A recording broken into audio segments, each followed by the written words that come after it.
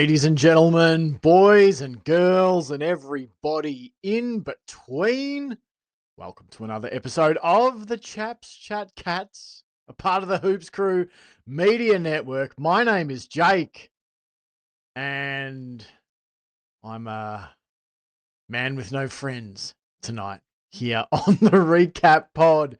Johnny has been waylaid by the day job. Sambo has been ransacked. Computer technical issues. So, as a last Hail Mary of desperation to get a show out to you, we've offered up me solo as tribute. So I am it's a bit different this week. I'm gonna do the recap now over the next sort of 20 to 30 minutes of Geelong's AFLW defeat to the Dees in round 12. Not the best way to end the season. Would have been nice to end with a win. Couldn't get it done. So we'll dive into all of that across the next sort of 20 to 30 minutes. And then normally we'd go on over to Patreon.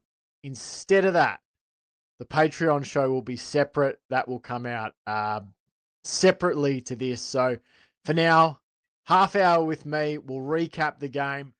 The Patreon show will be Sam and Johnny's thoughts on the game. And it will also be our preview of AFLW Finals Week 1. Because in case you missed it, we are not ending our AFLW coverage this year when Geelong's season ends. We're going to keep going all the way until the grand final is done and dusted. So each week we will recap and preview each week of the AFLW's final series. That will be part of the Patreon coverage this week. And then I suppose next week we'll probably start putting that just up on for free on the YouTube. But if you want to go on over to Patreon, remember, you can start a 7-day free trial today. You can go back and access old content from across the last couple of years if you want to see what it's all about. VFL, scouting reports, etc. Go on over and check it out.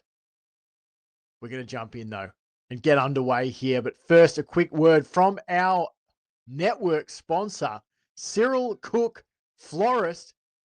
You can phone them up, 035 222 2244. You can visit them at Shop 1211 Leather Street in Breakwater. But my advice is pop on over to www.cyrilcookflorist.com.au. And when you get to checkout, put Go Cats in the voucher field at checkout. That will knock 20% off your next purchase. Go Cats in the voucher field at checkout with Cyril Cook Florist. 20% lighter on your purchase. So we thank Cyril Cook massively for their sponsorship of not only our show, but the whole entire Hoops Crew Media Network in 2025. All right. No more dilly-dallying. Let's jump in and talk about this game, the final one for Geelong's AFLW campaign in 2025. There was an outside chance that the Cats could actually be live for a finals berth, but they got results go their way in terms of the teams that they needed to lose. That fell in Geelong's favour, but they had left themselves with the task of needing to beat Melbourne by about 15 goals. And they ended up not being able to beat Melbourne at all. Full stop. Now, this is how it unfolded. The Cats, they did get the first goal on the board, and probably the first quarter was the best quarter of footy that Geelong played in this game. It was Aisling Maloney after 9.5 minutes. But a quick response, Riley Wotherspoon after 10.5 minutes, gold for the Dees. And the score at quarter time was 1-3-9. The Cats 1-2-8 Melbourne. The Demons struck first, the boot of Eden Zanker, providing the first major of the second term as Melbourne edged themselves in front. The Cats responded. Nina Morrison shaking off a tackle, running through 50 and slotting a goal. But again, the D's responded. Talia Gillard giving Melbourne a 3-3-21 to 2-5-17 lead at the half. Now, Geelong came out and goaled early in the third term via the boot of Michaela Bowen, a great snap in congestion. But this is where Melbourne broke the back of the game. They kicked the next 3 goals. It was Eden Zanker twice in about 2 minutes. Tyler Hanks after 14 minutes and 10 seconds. And although the Cats responded with a goal to Nina Morrison, the Demons found 2 more before three-quarter time. It was Kate Hoare and Taylor Harris right after the siren to give Melbourne an 8-5 53 to 4-6 30 lead. And that was going to be pretty much impossible for Geelong to come back from. And that's what it proved. The Dees got the first goal of the final term to Eden Zanker after 9 minutes and 10 seconds. That was her 4th. Had an absolute ripper of a game, Zanker.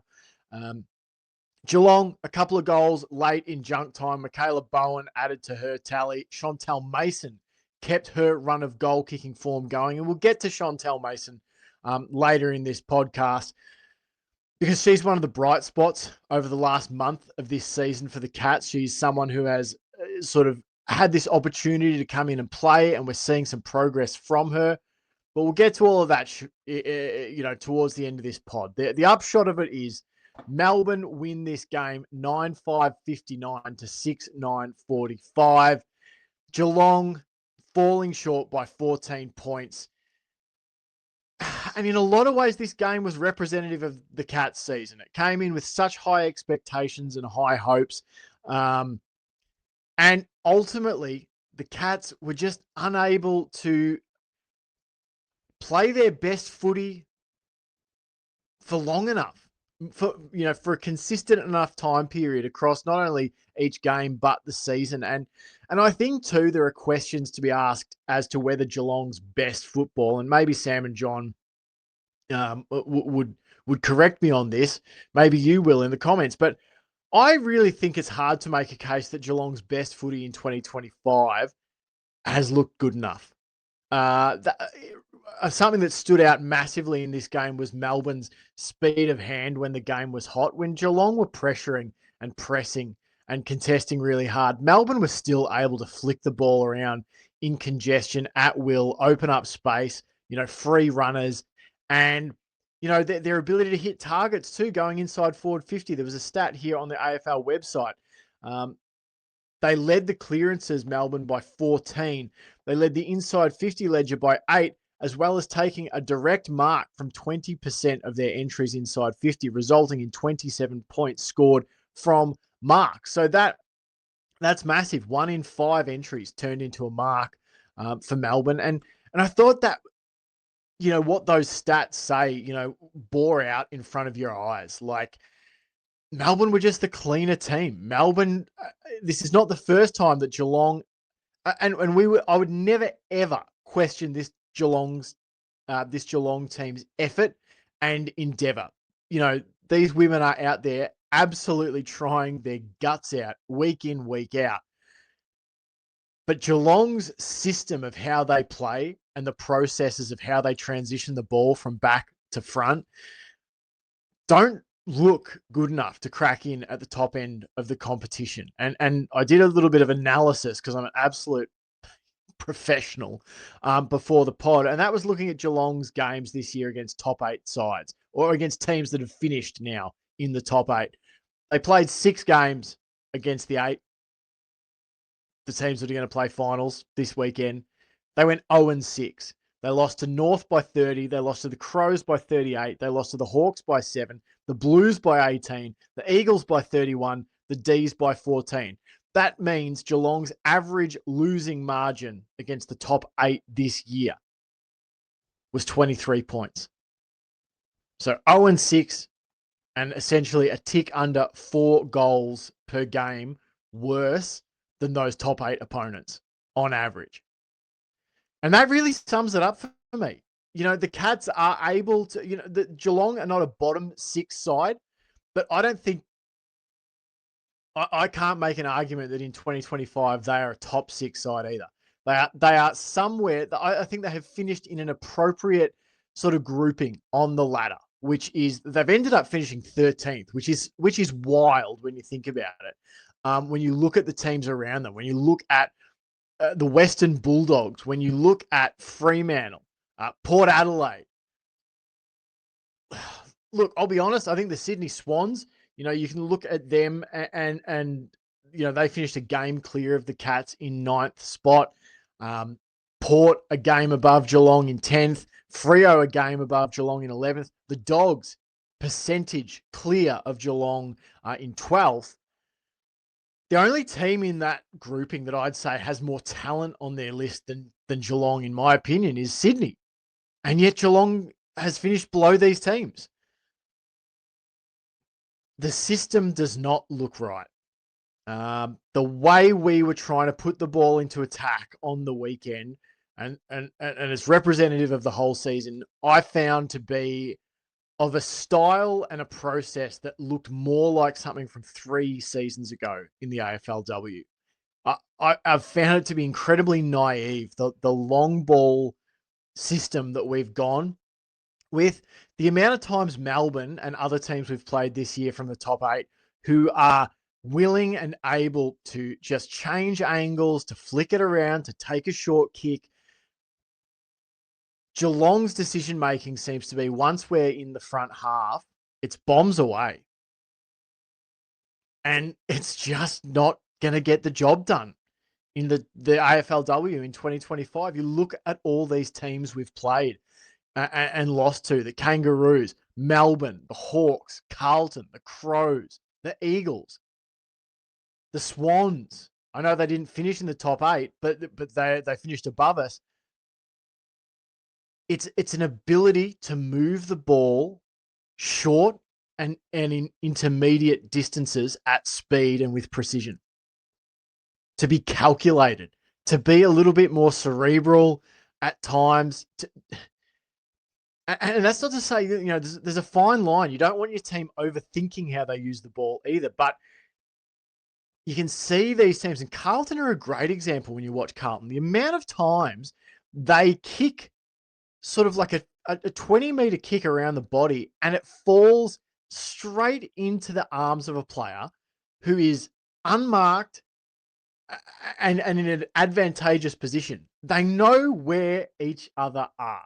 There is a system in place that means that everyone knows where to be and everyone knows where to put the ball, even if they can't visually see the target. They know, if I put this around my body 20 meters down the field, I know that player X will be there. Someone will be there.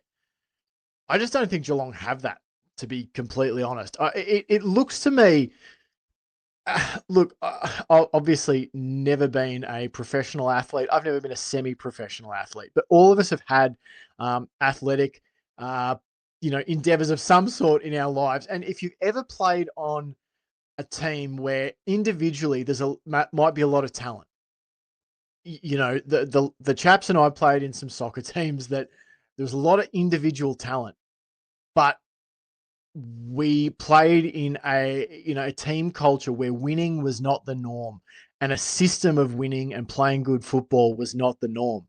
And each week it felt like you were trying to invent your game from scratch. Oh, what are we going to do this week? How's it going to come together? Oh, well, we'll need, player X, Y, or Z to do something really special, and that'll help us unlock things. And that's how I think Geelong looks at times. It's like there's, the vote getters this week was so obvious. Prasparkas, Morrison, and Bowen, they were all absolutely elite. Aisling Maloney was on the fringe of a vote as well. It's the same people. It's the same candidates. It's the same top 5 or 6 players each week. And that's not to, shit on the other players in the side, but when I look at these teams that have finished above us, that maybe don't have as strong a top 6 as us, what marks their performances for me is an ability to find roles for everyone and to have everyone drilled in the same system. So therefore, players don't need to do anything spectacular. They just need to do what they know they should do in a given situation. And I just don't think Geelong looks like they've got that in 2025. I thought the erosion started in 2024 and has continued in 2025 since they reached that prelim in 2023. And I thought that season for the Cats was a time where we looked like we were getting ahead of the evolutionary transition of AFLW footy. We were using our outside players better than a lot of other teams were. And I think we really rode that to that prelim final. And since then, we've midway through the season, I was saying we've stagnated and other teams have surpassed us. I actually do think we've gone backwards a little bit. I actually do think we've regressed a little. Not heaps, but if standing still's not good enough where you were, then any sort of regression is absolutely not good enough. So I feel for the players. I really do. I feel for everyone involved because it's a frustrating position to be in. But at the same time, they've finished where their performance has dictated they would finish. They finished 13th. And if you think about that, that is a bottom six side, which is the craziness of it. They are in the bottom six, 13th through 18th. They're the top side of the bottom six, but they're in the bottom six. So it's brutal. It's brutal. But it makes sense. And when you watch the game, it all checks out. The numbers bear out. We weren't clean enough. The system wasn't good enough. And, things like we're just not going to win games. Not many teams are going to win games with a minus 14 deficit in clearances. The game has evolved. The game has evolved. 2022 AFLW footy, if you laid 90 tackles and 1 clearances and you were putting the ball long, you might have won more games than you would have lost. This season, it's just not good enough. There have been times even in games we've won where teams like GWS, where Richmond have actually at times had the better of us because when it came down to maybe our stars were quiet for a 15-minute patch, in those times where our stars went quiet and it was system v system, those teams looked better drilled than us. The Bulldogs. Johnny Larkin said it. I don't know if he said it on the pod or if he just said it in the chaps' private chat, but he said if that game against the Dogs was dry weather, there's a decent chance we would have got done. And I can't help but agree. So, yeah, a very disappointing way to end a very frustrating season. Obviously, we feel for the players. It's a sad way, I guess, for, Shelley Scott, Kate Darby, Meg McDonald to end their careers. But there's a lot for them to be proud of. They were a part of a wave that put Geelong in the current position, which is a position where not making finals is a massive disappointment. And if you think about where Geelong was when we started doing the Chaps podcast back in 2021, Geelong were one of the worst 2 teams in the whole comp. They were borderline unwatchable. And now we're in a position where we look at our list and go, man, we're talented. Man, we've got so much potential. We're squandering potential. Why aren't we making finals? Why aren't we making top 4? That's the expectation. And I said it in the video I did about Meg McDonald's career and what she can look back on. And she can look back and go, man, I helped raise the roof of what the expectations were at the Cats during my time there. So they are leaving the Cats in a stronger position than when they all started. Undoubtedly, Shelley Scott was part of a batch of players that came in along with Michaela Bowen and Jackie Parry and Chloe Shear, who have helped elevate the Cats to a place where finals are the expectations. But when 2026 rolls around, Geelong are now in a position where they have degraded from where they were in 2023. Where they were one of the last 4 teams standing and a kick away from going to a grand final. That's undeniable that they are worse now. And part of that's going to be a big off-season look at how they play the game. It has to be shrewd. operation. It has to be more shrewd. It has to be more. There has to be a little bit more sophistication to how Geelong move the ball. It is just not going to happen if we bomb it away. You look at when finals come around. Let's watch which teams do well. Now, I would say the footy this final series will be of a reasonably high standard because I think there are a lot of good teams in here now. Obviously, North Melbourne look like they're heads and shoulders above everyone else, but there are some really good footy teams in this final series. Melbourne v the Lions will be a great match. I think Carlton and who can't play? Carlton and West Coast will be interesting. But look, I just think watch the styles that those teams play with. All of them have. I think about this sometimes. Like I watch a lot of different sports. You think about American football, and the passing game in American football. You want a short and intermediate game and a long ball game. You want to be able to run the football as well as being able to pass it. At the moment, Geelong are just a deep shot team.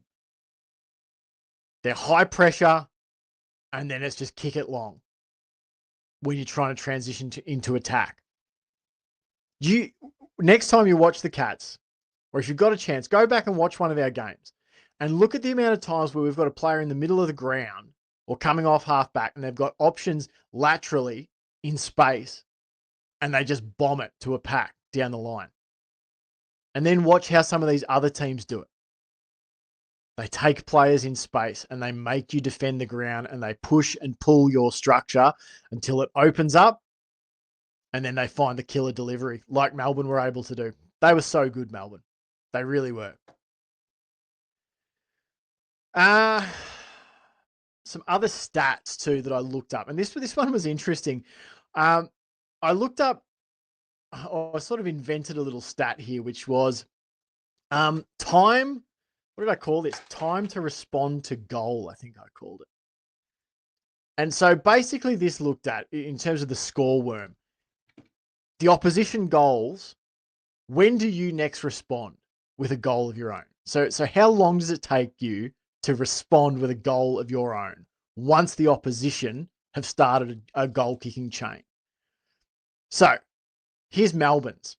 So these are the times for Melbourne, the time it took for them to get a goal after Geelong had kicked one. 1 minute and 24 seconds, 3 minutes and 35 seconds, 3 minutes and 18 seconds, 2 minutes and 12 seconds. So whenever Geelong kicked a goal in this match, Melbourne were able to respond within 3.5 minutes or less. Geelong, 8 minutes and 24 seconds, 11 minutes and 5 seconds, 5 minutes and 43 seconds, 11 minutes and 50 seconds, 18 minutes and 24 seconds. It's a pretty stark difference. And that includes too, you think about, say Melbourne kick a goal and then kick a string of 3. I'm not counting that. Geelong's goal response isn't to the last goal that Melbourne kick in that chain. It's when the team breaks that chain. So Geelong didn't get a responding goal better than 5 minutes and 43 seconds after the Melbourne had kicked one. And Melbourne went 1.5 minutes, 3.5 minutes, 3.5 minutes, two and a bit. And that bears out. The reason I looked and tried to evaluate that stat was because I kept going, every time we goal, they seem to find an immediate response. And that bears out in the stats. Their time to respond was so short. And that's what the good teams do. So right now, Geelong, they finished 13th. It's well below our expectations. It's well below their expectations. Let's face it, no one is going to be more disappointed with their 2025 campaign than they are. It's brutal. You've got to think about the players on this team that aren't playing finals. It's frustrating. It's very frustrating. Let's talk about some votes here. We'll finish on a positive with votes for players who stood out to us, or to me, and did other stuff good too. So one vote, I'm giving one to Nina Morrison. This was tough. Like, it was obvious that those three, the three players I'm going to give votes to, were the ones who should get the votes. But as far as the order, I end up going one for Nina Morrison, two for Michaela Bowen, and three to Georgie Prasparkas. We'll start with Morrison. She's had an absolutely ripper end to her campaign. I think she's grabbed votes. I'm just trying to have a look for us. The last 3 weeks of the comp and 4 of the last 5, I think. So Nina Morrison has had a really strong end to the season. She's got the football. She's laid plenty of tackles. She's kicked goals as well. 20 touches, 10 tackles, a clearance, 2 goals, 1. She's just been tough, and I think she's in the running to be Geelong's next captain. I did a ranking in the Hoops Crew Discord. I think I said my preference for next captain would be Morrison, Bowen, Webster, and then Rankin. A few people have said that that's, like, what about Prasparkas? For me, Georgie Prasparkas is a player I would prefer just to concentrate on being a gun footy player. And I think there's something to be read into the fact too, like, look at the players Geelong put up for media stuff all the time as well. Look at the players who are hosting the AFLW Cats podcast. I think those players, that's where I sort of wonder about, like, Becky Webster and Georgie Rankin. They're on that podcast, I think, every week. Nina Morrison has guested, and Nina Morrison does tend to do, like, quite a few interviews. Bowen seems to do quite a few interviews. She's good on the social media and that sort of thing. So she's got a bit of a presence. But yeah, Morrison for me is right in line for captaincy for mine. And she was a player that just seemed to dig deep and stand up every time Geelong needed someone. She was trying her absolute guts out to try and provide that option. And it wasn't just, winning the ball. It was kicking goals. It was laying tackles. She really is a complete player. And it's amazing to think how far she's come from being an injury-riddled superstar who looked like her career might be cut short, to now being one of Geelong's most reliable. Not just in terms of getting on the park, but performance as well, which we always knew would come if she got healthy. So my 2 votes went to Michaela Bowen. Michaela Bowen has had easily a career best season, just been absolutely exceptional. Think about this. Michaela Bowen wins 30 disposals, lays 8 tackles, takes 4 marks, kicks 2 goals, 1, and she spends 94% time on ground. That's ridiculous for a player who does as much running as Michaela Bowen does. She's equal with Claudia Gunjaka for time on ground. They're the only 2 players who spent 94% time on ground. And Claudia Gunjaka is, a more of a stay-at-home key back. It's pretty nuts. Michaela Bowen has just taken her game to an absolutely different level this season. So she has really launched herself, I guess, into a different sort of stratosphere, from being sort of just a very good role player at the Cats now to playing the role as one of Geelong's best players, period. So, yeah, 2 votes for Michaela Bowen. But one of the best players in the whole league, Georgie Prasparkas, I couldn't go past her. 30 disposals, 3 marks, 10 tackles, 8 clearances, 604 metres gained. She spent 90% time on ground. Ridiculous. The amount of ground she covers, the amount of work she does. Georgie Prasparkas has been, I think this could be the greatest individual season by an AFLW Cat yet. I can't think of many that come close to just the sheer level of taking the piss that she is at times. Like, wet weather footy, and she's playing it like it's dry conditions. The way she can just hit, congestion at speed, scoop the ball up, spin out of 2 or 3 tackles, and then just get a kick in the right direction. She's remarkable. She's an absolutely remarkable player. And if you could lock her up on an 8-year contract, you absolutely would, because she's the spearhead for this team. She is the what is it, the straw that stirs the drink? I know I botched that saying at some point during this season, but no, 3 votes for Georgie Prasparkas. No spoilers, but she is going to trounce her way to our most valuable player of the year, at least here on the Hoops crew. Undoubtedly. She's been phenomenal. Absolutely phenomenal. So those were my votes. 1 to Nina Morrison, 2 to Michaela Bowen, and 3 for Georgie Prasparkas. I'll shout out 2 good games for Amy McDonald, 20 touches, 6 tackles, a couple of clearances. Becky Webster, 19 touches, 5 marks, 5 tackles.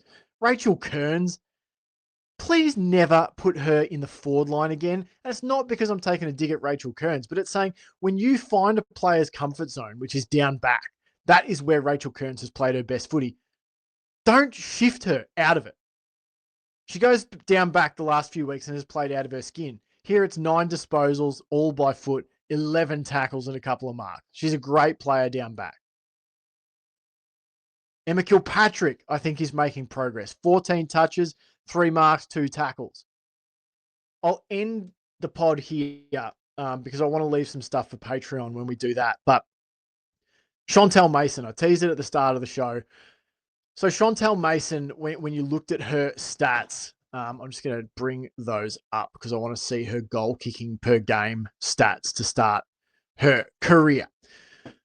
So Chantel Mason is a player I watched when she was in the VFLW for the Cats. And, you know, something that really strikes you when you watch her game when she's playing at her best is that, you know, it's really strong overhead marking. She's got a great set of hands, is really good taking contested marks on the lead, up in the air. She competes really, really hard. So for me, it's never been about her not having the talent or ability. It's been finding your comfort zone at the next level because she was such a solid player in the VFLW when she played. She's actually been able to have some extended game time this year. She's ended up playing 8 of a possible 12 games this year. She'd only played, I think, 1 or 2 previously. So started this year, the first 4 games, 0 goals, 7 in the first half of the season.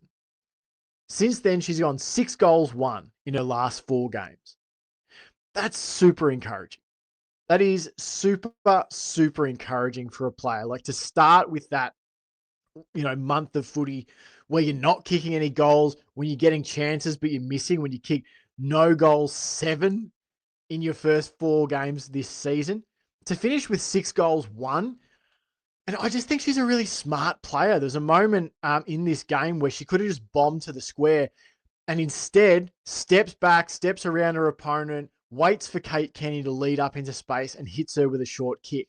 So Chantel Mason, I think that's a player to be really excited about heading into 2026 and beyond because she's got all the ability in the world, and maybe a silver lining out of this season can be the fact that you get 8 games into a player like Chantel Mason, the fact that you get a massive amount of games into Emma Kilpatrick, the fact that you get some games into Bridie O'Rourke, into Lexi Gregor, into Sienna Tallaridi, all these players.